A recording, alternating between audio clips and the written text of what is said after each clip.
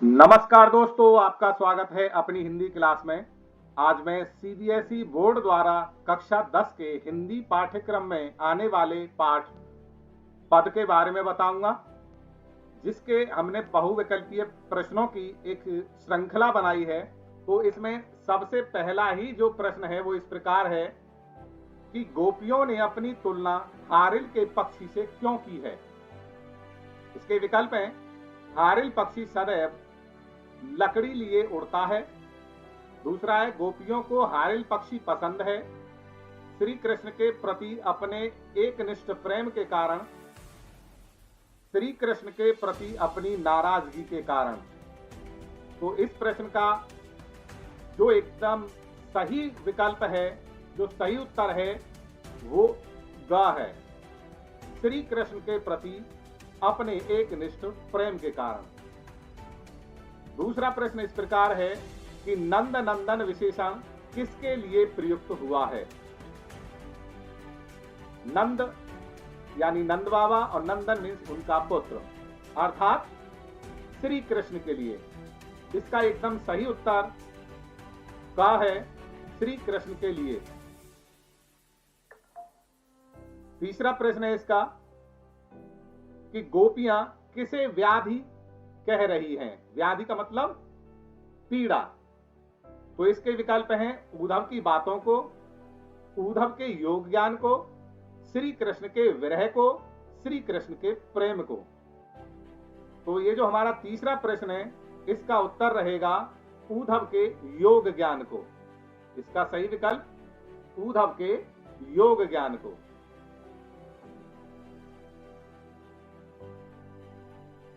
इसका जो चौथा प्रश्न है वो इस प्रकार है कि गोपियों को योग साधना कैसी लगती है। हारिल की लकड़ी की तरह, हारिल पक्षी के समान जिसे कवि ने देखा हो, कड़वी ककड़ी के समान। तो इसका जो सही विकल्प है वो कड़वी ककड़ी के समान। अगला प्रश्न है, गोपियां योग का संदेश किन के लिए उपयुक्त समझती हैं। जो श्री कृष्ण से प्रेम नहीं करते, जिनका मन स्थिर नहीं है, जिनका मन स्थिर है, श्री कृष्ण के लिए। तो इस प्रश्न का जो सही उत्तर है वो जिनका मन अस्थिर है, अर्थात जिनका मन स्थिर नहीं है। प्रश्न संख्या 6 है, गोपियों की दृष्टि में पहले के लोगों का आचरण कैसा था। तो गोपियों की दृष्टि में पहले के लोगों का आचरण कैसा था। परोपकारी तथा परोपकार हेतु कष्ट सहते थे, धूर्त तथा लोगों को मक्कारी सिखाते थे, प्रेम भाव तथा प्यार से लोगों को समझाते थे, चातुर्य तथा अनीति से सबको बचाते थे। तो इसका जो सही विकल्प है वो है परोपकारी तथा परोपकार हेतु कष्ट सहते थे। सातवां प्रश्न इस प्रकार है कि गोपियों के अनुसार राज धर्म क्या है। प्रजा को ने सताया जाना, प्रजा का हित में करना, प्रजा को प्रेम से वंचित करना, ये सभी। तो इस प्रश्न का जो सही विकल्प है वो प्रजा को ने सताया जाना। आठवां प्रश्न, गोपियां श्री कृष्ण द्वारा योग संदेश भेजे जाने को उनकी राजनीति बताते हुए क्या तर्क प्रस्तुत करती हैं। इसके विकल्प हैं: श्री कृष्ण पहले ही चतुर थे, श्री कृष्ण ने योग संदेश भेजा, मन में फेर हो गया है, अनीति कर रहे हैं, ये सभी। तो ये जो प्रश्न है बहुत सोचनीय प्रश्न है, क्योंकि इसका विकल्प ऐसा प्रतीत हो रहा है जैसे सारे इसके विकल्प सही हैं। तो इसका जो उत्तर रहेगा वो घ रहेगा, ये सभी। प्रश्न संख्या 9, मधुकर शब्द का प्रयोग किसके लिए किया गया है। मधुकर शब्द का प्रयोग किसके लिए किया गया है? तो विकल्प हैं उद्धव के लिए, श्री कृष्ण के लिए, गोपियों के लिए, इनमें से कोई नहीं। तो इसका जो सही विकल्प है उद्धव के लिए। 10वां प्रश्न है सूरदास के पदों में किस भाषा का प्रयोग हुआ है? तो मैं आपको बता दूं यहां थोड़ा सा कि सूरदास भगवान श्री कृष्ण का वर्णन करते हैं तो वहां पर ब्रज भाषा का प्रयोग करते हैं, और तुलसीदास जी भगवान श्री राम के चरित्र का वर्णन करते हैं तो उनकी भाषा अवधी होती है। तो बहुत ही आसान प्रश्न है ये, सूरदास के पदों में किस भाषा का प्रयोग हुआ है? तो इसका बिल्कुल सही जो विकल्प रहेगा ब्रज भाषा। गोपियों ने श्री कृष्ण के प्रति अपने प्रेम को किसके समान बताया है? गुड़ के प्रति चींटी के प्रेम के समान, योग के प्रति योगी के समान, उद्धव के प्रति संदेश के समान, इनमें से कोई नहीं। तो इस प्रश्न का जो विकल्प है गुड़ के प्रति चींटी के प्रेम के समान, क्योंकि वो गुड़ से जब लिपट जाती हैं, चिपट जाती हैं तो वहीं पर अपने प्राण त्याग देती हैं, हटती नहीं है वहां से, एक निष्ठ प्रेम करती हैं वो। 12वां प्रश्न है गोपियां उद्धव को बड़भागी क्यों कह रही हैं? विकल्प है श्री कृष्ण के निकट रहने पर भी उनका मन कृष्ण के प्रति आसक्त नहीं हुआ है, वे श्री कृष्ण के मित्र हैं, उनके विरह में व्याकुल नहीं होना पड़ता, उनके अर्थात श्री कृष्ण के। तो इसका जो विकल्प है वो भी सोचनीय विकल्प रहेगा, क्योंकि इसके ये जो तीनों विकल्प हैं ये ठीक हैं। तो इसका सही उत्तर रहेगा उपर्युक्त सभी।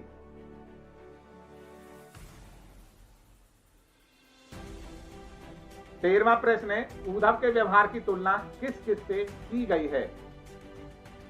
तो इसके विकल्प हैं पानी में पड़े रहने वाले कमल के पत्ते से, जल में पड़ी रहने वाली तेल की गागर से, उन्होंने प्रीति नदी में पांव नहीं डुबोया है। इसका जो सही विकल्प है ध है,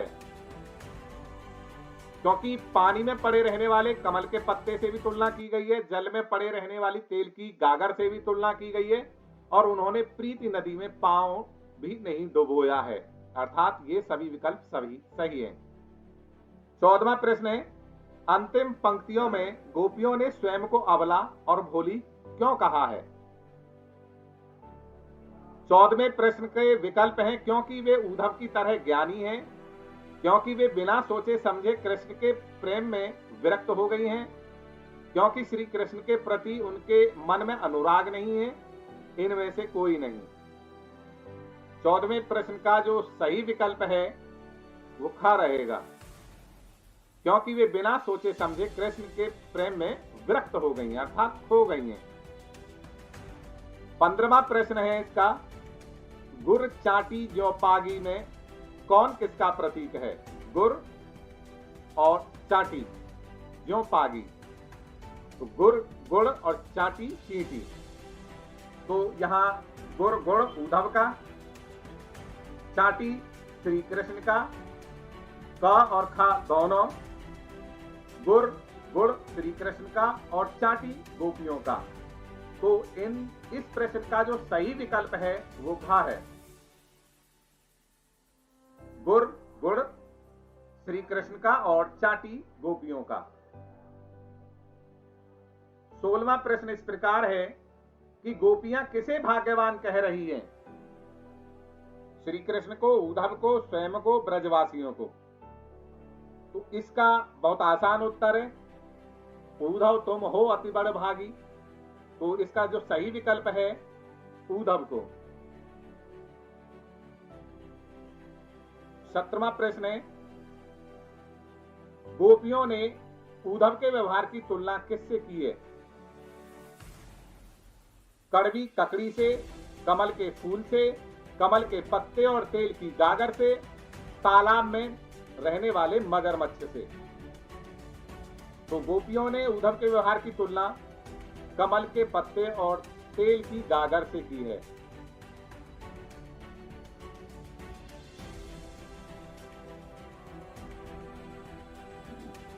गोपियों की दशा किसकी भांति हो गई है? जाल में फंसे पक्षी जैसी, नदी में डूबती नाव जैसी, गुड़ में चिपकी चींटी जैसी, प्यासे हिरन जैसी। तो 18वें प्रश्न का जो सही विकल्प रहेगा, गुड़ में चिपकी चींटी जैसी।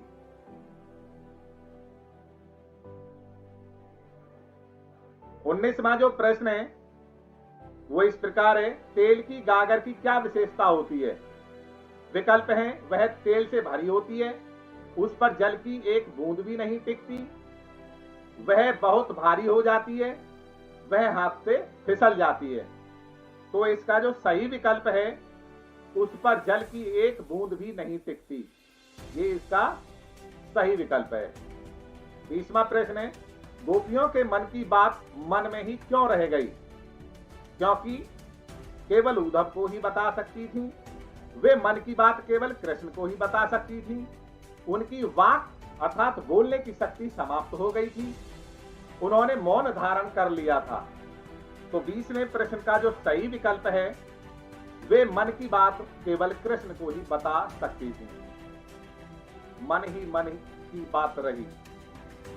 21वां जो प्रश्न है वो इस प्रकार है, गोपियां किसके सहारे तन मन की व्यथा सहन कर रही थीं? अपने मनोबल के सहारे, श्री कृष्ण के वचन और आने की आशा के सहारे, अपने तपोबल के सहारे, योग संदेश के सहारे। तो 21वां जो प्रश्न है उसका सही विकल्प है श्री कृष्ण के वचन और आने की आशा के सहारे। 22वां प्रश्न इस प्रकार है कि गोपियां विरह की अग्नि में क्यों जल रही थीं? कृष्ण के वापस आने की बात सुनकर, कृष्ण के द्वारा भेजे योग के संदेश को सुनकर, उद्धव के वापस चले जाने से, वर्षा ऋतु के आ जाने से। तो 22वें प्रश्न का जो सही विकल्प है, कृष्ण के द्वारा भेजे योग के संदेश को सुनकर। 23वां प्रश्न है, मर्यादा ने लही में किस मर्यादा के न रहने की बात की गई है? धर्म की मर्यादा, कर्म की मर्यादा, वचन की मर्यादा, मित्रता की मर्यादा। तो 23वां जो प्रश्न है उसका सही विकल्प है वचन की मर्यादा। 24वां प्रश्न, सूरदास के पदों के आधार पर कौन किससे कह रहा है? श्री कृष्ण उद्धव से, श्री कृष्ण गोपियों से, गोपियां श्री कृष्ण से, गोपियां उद्धव से। तो इसका बहुत ही आसान उत्तर है, क्योंकि संवाद शैली यहां पर चली हुई है और गोपी और उद्धव जी के बीच में ये सारी बातें हो रही हैं। तो इस प्रश्न का जो सही विकल्प है घ, गोपियां उद्धव से। 25वां प्रश्न है, हारिल की लकड़ी किसे कहा गया है? उद्धव को, गोपियों को, श्री कृष्ण को, कंस को। तो आपको वो पंक्ति याद आ रही होगी, हमारे हरि हारिल की लकड़ी। हरि मीन्स विष्णु, विष्णु कौन? भगवान श्री कृष्ण। तो इसका भी बहुत आसान उत्तर है श्री कृष्ण को। 25वें का जो सही विकल्प है श्री कृष्ण को। 26वां जो प्रश्न है, गोपियां किसे व्याधि मानती हैं? उद्धव को, श्री कृष्ण के वियोग को, उद्धव के योग ज्ञान को, श्री कृष्ण के प्रेम को। तो इस प्रश्न का जो सही विकल्प है वो उद्धव के योग ज्ञान को। तुम तो उद्धव व्याधि ले आए, देखी सुनी ने करी। तो यहां पर उद्धव के योग ज्ञान को गोपियों ने व्याधि, पीड़ा, दुख, दर्द बताया है। इसका जो अंतिम प्रश्न है वो इस प्रकार है कि गोपियों को योग साधना कैसी लगती है? हारिल की लकड़ी की तरह, हारिल पक्षी के समान जिसे कभी ने देखा हो, कड़वी ककड़ी के समान। तो इस प्रश्न का भी बहुत आसान उत्तर है कड़वी ककड़ी के समान। इस पाठ से संबंधित कुछ और भी प्रश्न हो सकते हैं, जैसे एक प्रश्न है, हरि है राजनीति पढ़ आए, गोपियों ने ऐसा क्यों कहा? क्योंकि वे राजनीतिज्ञों जैसे चतुर और निष्ठुर हो गए थे। भगवान श्री कृष्ण पाठ के अनुसार गोपियों को श्री कृष्ण की बुद्धि के विषय में कैसा लगा? उनकी बुद्धि बढ़ गई है, ऐसा उन्होंने कहा था। श्री कृष्ण ने जाते समय गोपियों की कौन सी वस्तु चुरा ली? ये बहुत महत्वपूर्ण प्रश्न है, इसे भी थोड़ा सा ध्यान रखेंगे। श्री कृष्ण ने जाते समय कौन सी वस्तु गोपियों की चुरा ली थी? तो वो था मन। तो दोस्तों, अगले पाठों की बहुविकल्पीय श्रृंखला देखने के लिए चैनल के साथ बने रहिए। अगर चैनल को सब्सक्राइब नहीं किया है, सब्सक्राइब कीजिए और अपने दोस्तों के पास शेयर कीजिए।